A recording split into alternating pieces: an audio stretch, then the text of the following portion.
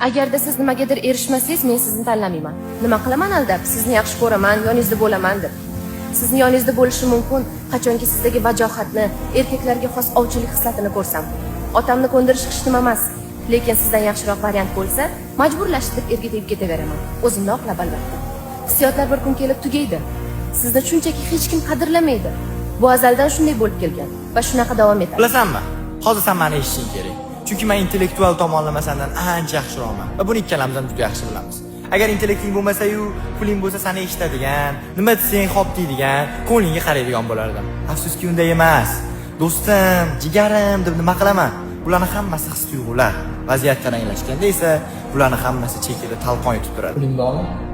Ha, tushunarli. Demak-yu, sen yaxshi kadr bo'lishing mumkin. O'qish qizil diplomga bitirgan bo'lishing ham mumkin.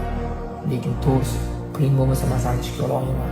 Men ham senga o'xshab qiynalib, kontrakt to'lab o'qishni bitirganman va pora berib ushbu lavozimga erishdim.